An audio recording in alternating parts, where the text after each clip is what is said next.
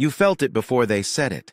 That subtle shift in the room when your words landed softer than expected, when your agreement came too quickly, when your presence didn't disturb anything enough to be remembered, and in that moment you weren't rejected, you weren't attacked, you weren't even noticed, you were simply bypassed, like background noise that never demanded attention.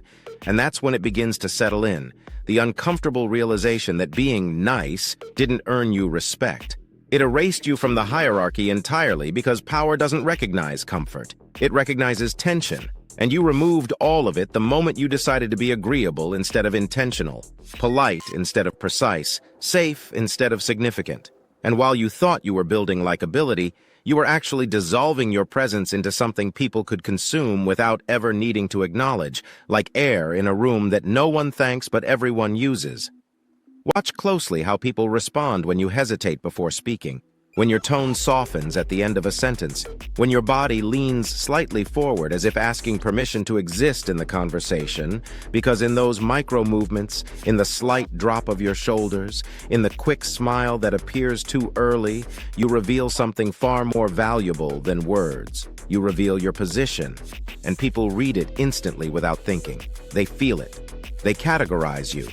And they adjust their behavior accordingly because human behavior is not driven by what you say. It's driven by what you signal, and niceness, when uncalibrated, signals submission. It signals that you are unlikely to challenge, unlikely to withdraw, unlikely to create consequences. And once that perception locks in, you are no longer a variable in the power dynamic. You are a constant, predictable, safe to ignore, safe to interrupt, safe to overlook. There is a moment you've experienced but never analyzed when someone talks over you and doesn't even apologize, when your opinion is acknowledged with a nod but never explored, when decisions are made around you instead of with you, and you might have told yourself it's because they're rude or unaware. But the deeper truth is more unsettling. They're responding to the version of you that you trained them to see. A version that never resists, never disrupts, never imposes weight on the interaction. And in a world governed by invisible hierarchies, weight is everything because attention flows toward tension. And tension comes from unpredictability, boundaries, and the possibility of loss. All things that excessive niceness systematically removes. Think about the last time you disagreed with someone but softened it immediately, adding phrases like, "I might be wrong," or "just my opinion," or "it's not a big deal." And notice how quickly your statement lost gravity, how the room moved past it without friction. Because you preemptively removed any consequence attached to your words, you signaled that your position didn't need to be taken seriously, and people accepted that invitation without hesitation. Not because they're malicious, but because the human brain conserves energy. It prioritizes signals that demand processing and ignores those that don't. And niceness, in its diluted form, is easy to ignore because it never forces a decision, never creates pressure, never introduces risk. Now watch the shift when someone less nice enters the same environment, someone who pauses before responding, who holds eye contact a second longer than expected, who doesn't rush to fill silence, who lets their words sit without cushioning them in politeness. And suddenly the room reorganizes itself around them. Not because they are louder, but because they introduce uncertainty, and uncertainty commands attention. It forces people to evaluate, to adjust, to consider consequences, and that is the essence of perceived power, not aggression, not dominance, but the controlled presence of unpredictability that makes others aware that your reactions are not guaranteed. What you've been taught about being nice is incomplete, because it focuses on social acceptance while ignoring social positioning. It teaches you how to be liked, but not how to be respected. And those are not the same currency because likability without boundaries becomes accessibility, and accessibility without limits becomes invisibility, where people feel comfortable around you but never accountable to you. They enjoy your presence but never prioritize it. They take your time but never protect it. And over time, this creates a silent imbalance where you give more attention, more validation, more energy than you ever receive. And the more you give, the less value each unit of it holds. There's a pattern hidden inside this dynamic that most people never articulate. The more predictable your behavior becomes, the less cognitive space you occupy in other people's minds, because the brain filters out certainty.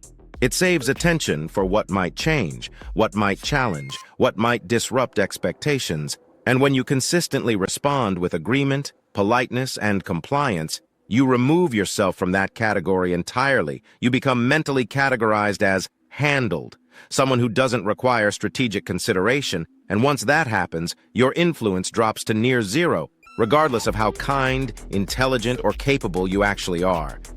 And this is where the internal conflict begins, because you start to feel the gap between how you see yourself and how others treat you.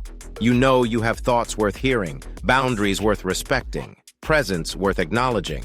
But your external behavior contradicts that identity, creating a disconnect that people instinctively resolve in their favor. They believe your behavior over your potential because behavior is evidence, and evidence shapes perception. And perception defines reality and social dynamics. Make sure to like, comment, and share Modern Intelligence for such insight. Because what you're starting to see now isn't motivational advice, it's structural awareness. The kind that changes how you interpret every interaction moving forward, because once you recognize these patterns, you can't unsee them. You begin to notice the subtle shifts, the micro-expressions, the moments where power moves silently between people without a single word being spoken. The turning point is not becoming less nice. It's becoming less predictable, less immediately agreeable, less available without intention. It's learning to pause before responding, to let silence stretch just enough to create presence, to remove unnecessary qualifiers from your speech, to allow your words to stand without apology, and to introduce small, controlled moments of resistance that signal you are not an automatic yes. Because the moment people sense that your approval is not guaranteed, your value increases, your attention becomes scarce, and scarcity is the foundation of perceived importance. Notice how even a slight delay in your response changes the energy of an interaction, how holding eye contact without rushing to soften it creates a subtle pressure, how saying "I don't agree" without cushioning it forces the other person to engage more seriously. These are not acts of aggression, they are acts of calibration, adjustments that reposition you within the dynamic without disrupting your core personality, because the goal is not to abandon kindness, it's to remove the unconscious signals that make your kindness exploitable.